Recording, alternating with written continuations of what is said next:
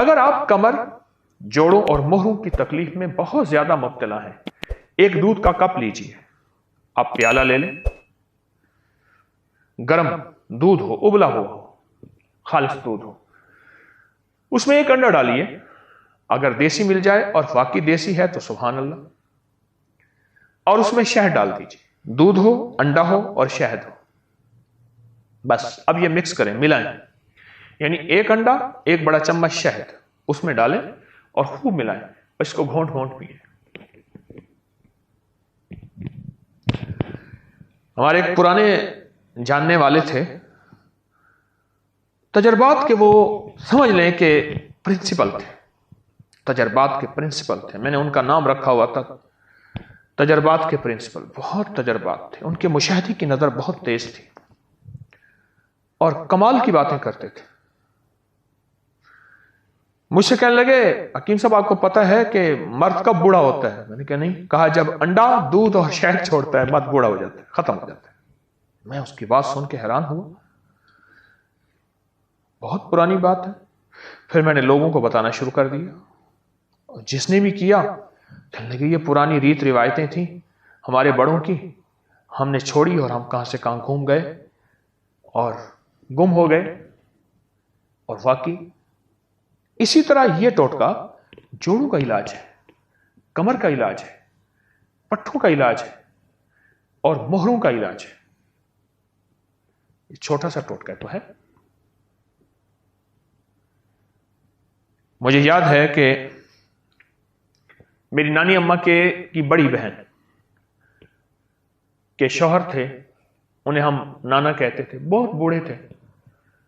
وہ بڑھاپے میں انڈے پی لیتے تھے، ایک انڈا پی لیا، دوسرا پی لیا، تیسرا پی لیا، چوتھا پی لیا۔ ہم حیران ہوتے تھے کہ نانا کیا کر رہے ہیں، بالکل کمزور بوڑھے۔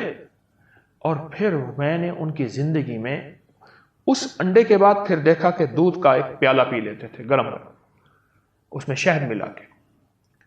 وہ دن اور رات میں قرآن ختم کرتے تھے اور محنت کرتے تھے۔ ان کی نظر بھی ٹھیک تھی، ان کی یادداشت بھی ٹھیک تھی۔ وہ اس وقت میں بچہ تھا، میں بچہ تھا تو اس وقت وہ 90 سے اوپر کے تھے، اس سے بھی زیادہ، وہ 90 سے اوپر کے تھے۔ وہ قرآن پاک پڑھتے تھے اور اس وقت میں نے دیکھا کہ ان کا قرآن پاک بوسیدہ ہو گیا تھا۔ پتہ چلا کہ ان کی زندگی میں کئی قرآن پاک بوسیدہ ہو گئے ہیں، پھٹ گئے ہیں، شہید ہو گئے ہیں۔ کیوں؟ کہ اتنا زیادہ پڑھتے ہیں اور ان کی غذا یہی تھی، وہ سردی ہو یا گرمی۔ لیکن آپ سے ایک عرض کروں گا، کیونکہ آپ عادی نہیں ہیں، آپ ایک ایک انڈا کر کے لیجئے، تھوڑا تھوڑا کر کے اپنے جسم کو اس کا عادی بنائیں۔ تو میں عرض کروں گا کہ آپ پہلے ایک انڈا، ایک کپ دودھ اور ایک تھوڑا سا شہد، اس کو معمول میں لے آئیں، اس کو معمول میں لے آئیں۔ پھر آہستہ آہستہ آپ، کیونکہ میں نے نانا کی زندگی میں دیکھا، شاید ان کا تو ساری زندگی کا یہ نظام تھا، انہوں نے مرغیاں اپنی رکھی ہوئی تھیں اور مرغیاں انڈا دیتی تھیں، اور بعض اوقات شور شرابہ بھی ہوتا تھا کہ فلاں جو ہے انڈا چرا کے لے گیا۔ تو ان کی تو انڈے کھانے کا مزاج تھا، ان کی طبیعت کا حصہ بن گیا تھا۔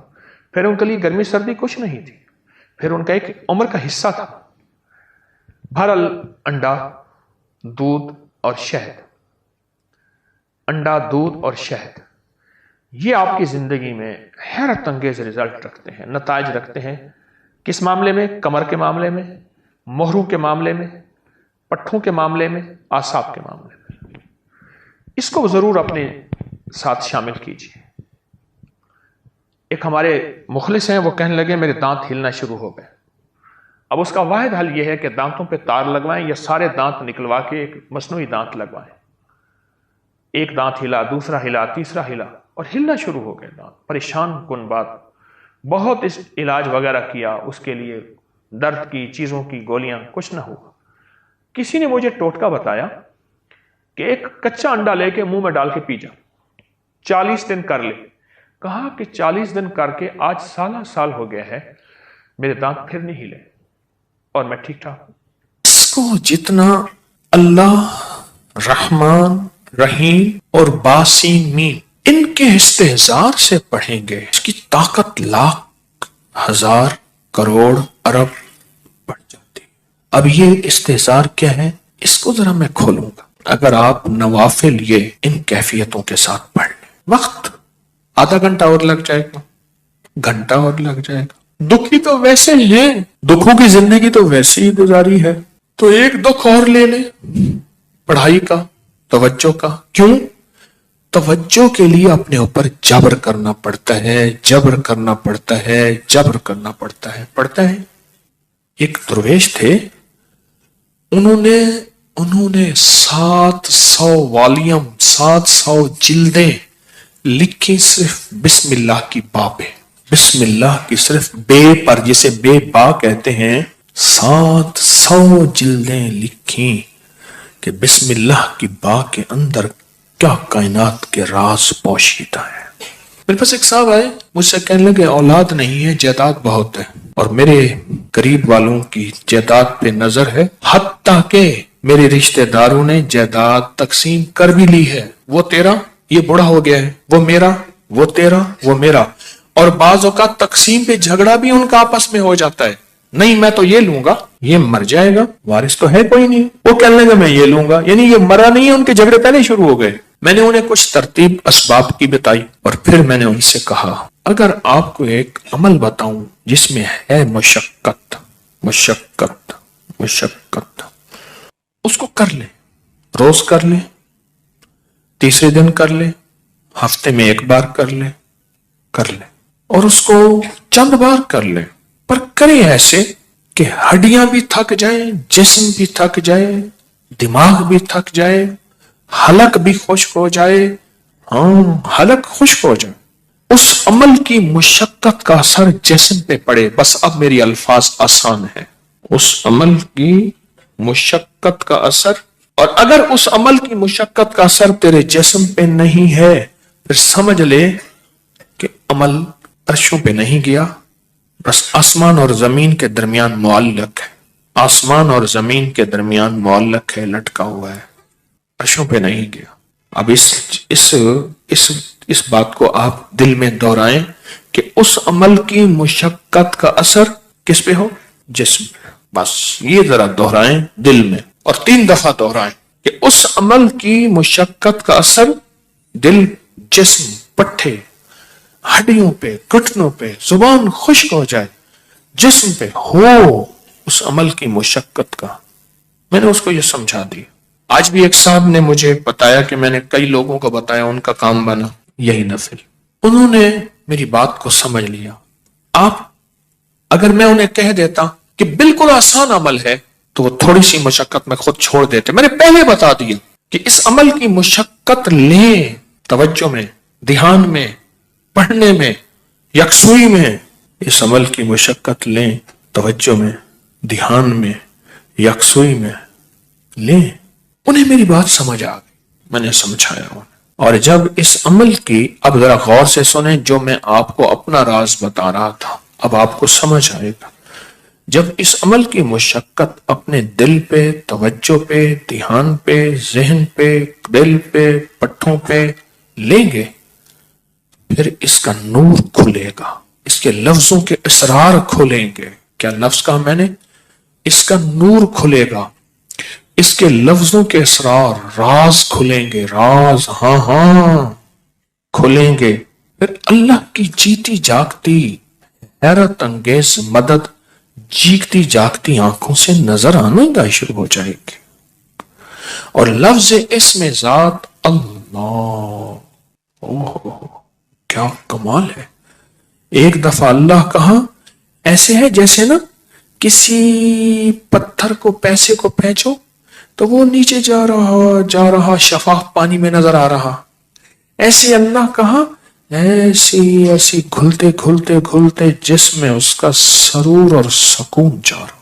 اس عمل کی مشقت لیں, جیسے حجویری محل میں اینٹیں, پتلی پتلی اینٹیں اٹھا کے اللہ اکبر نیچے چلا گاہوں میں لگانے والے, اور وہاں کی صفائیاں وہاں کی سمیٹنے والے, ایسی اس کی مشقت اپنے اوپر لیں. دیکھیں ایک پڑھنے کا طریقہ میں بتاتا ہوں. بسم اللہ الرحمن الرحیم، بسم اللہ الرحمن الرحیم، بسم اللہ الرحمن الرحیم، بسم اللہ الرحمن الرحیم، بسم اللہ الرحمن الرحیم. 1000 جو پورا کرنا ہے، 1000 جو پورا کرنا ہے. ایک ہے بسم اللہ الرحمن الرحیم، بسم اللہ الرحمن الرحیم، بسم اللہ الرحمن الرحیم.